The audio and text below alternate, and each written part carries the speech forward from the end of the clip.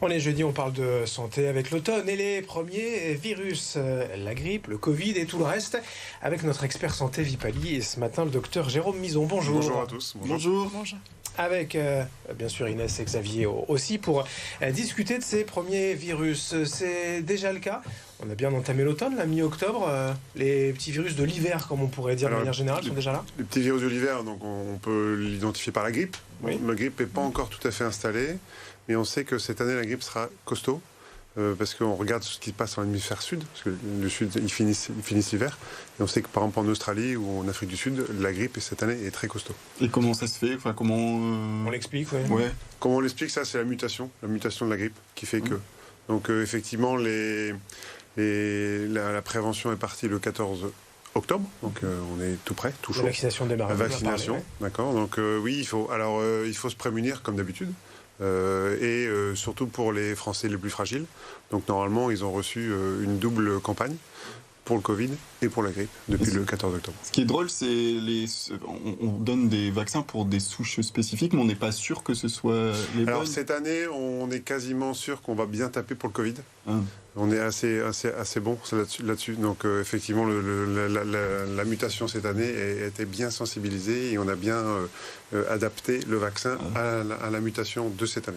Le Covid, on est clair, c'est plus un virus qui a fait une apparition une fois et qui va disparaître. On va vivre avec. Oui, on va vivre avec et il n'y a plus de saisonnalité. Oui. Donc le Covid, comme vous avez pu en être victime cet été, ça sera toute l'année. Donc il faut faire attention. Et effectivement, le Covid est plus costaud l'hiver. Parce que peut-être avec des co-infections. Et puis le Covid, effectivement, ou les autres pathologies infectieuses sont toujours plus costauds l'hiver. On est un peu plus faible nous-mêmes. Oui, voilà, c'est ça. On est un peu plus faible parce qu'on a une immunité qui baisse l'hiver, tout à fait. Mais on peut l'attraper du coup, même en plein été. Oui, vous pouvez l'attraper en plein été. Et alors surtout, la contagiosité l'été est un peu plus importante parce qu'il y a plus de mouvements de population l'été par rapport à l'hiver. Et c'est toujours les mêmes symptômes, peu importe les saisons? Alors tout dépend du virus et tout dépend aussi de la mutation. Donc cette année, le virus de la Covid, est plutôt non respiratoire. Donc c'est plutôt l'asthénie, la fatigue généralisée, très importante. Les symptômes respiratoires sont moins importants pour l'instant. Pour l'instant, attention, parce que je vous parle de pour l'instant.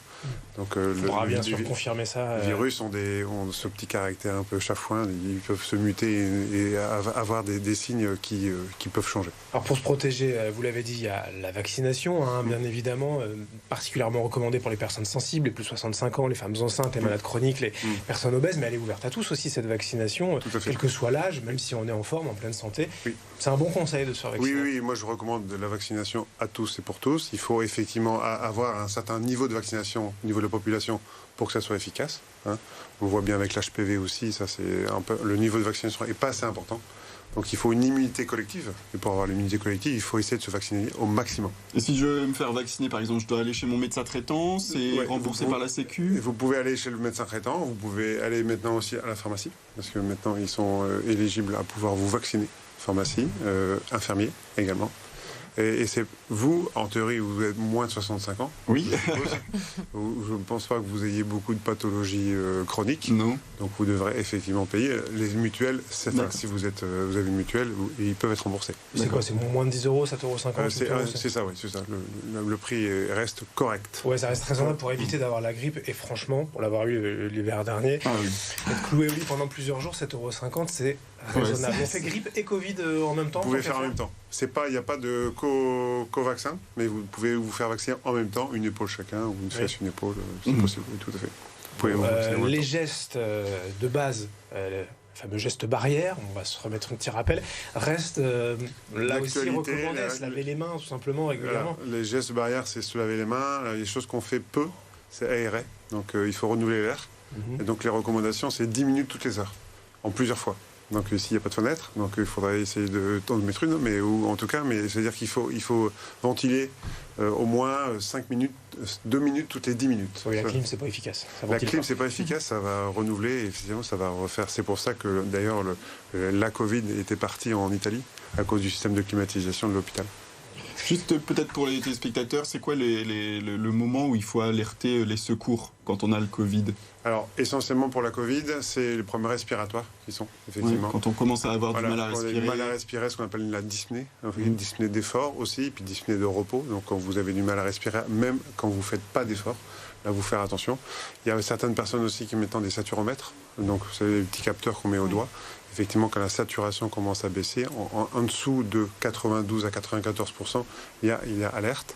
Et après, des signes associés, température élevée qui ne baisse pas malgré les antipyrétiques, donc paracétamol, ou bien effectivement les céphalées importantes, ce genre de choses. Mais c'est surtout effectivement un modèle respi encore, qui pour l'instant, cette année, n'est pas encore tout à fait le cas.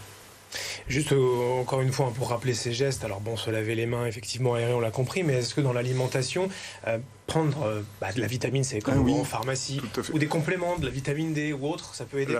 Parfait, la vitamine D, c'est une vitamine, mais c'est quasiment une hormone en fait, la vitamine D. Parce qu'elle elle vient du soleil, on en a un peu moins en ce moment. Voilà, elle renforce l'immunité. Vitamine D renforce l'immunité, c'est génial comme substitut.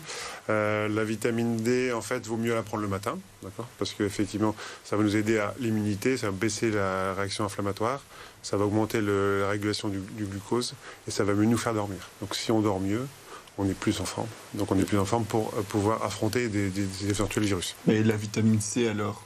La vitamine C possible, mais moi je mettrais un petit billet plutôt sur la vitamine D. D'accord. Mais ça se trouve en pharmacie facilement aussi. Ça se trouve en pharmacie. Alors, les préconisations, c'est soit vous prenez une ampoule en début d'hiver et tous les trimestres. Moi, je préfère plutôt l'administration quotidienne. Une à 2 millunités sur... Combien de milligrammes? 2 millunités, c'est 2 gouttes. 2 gouttes.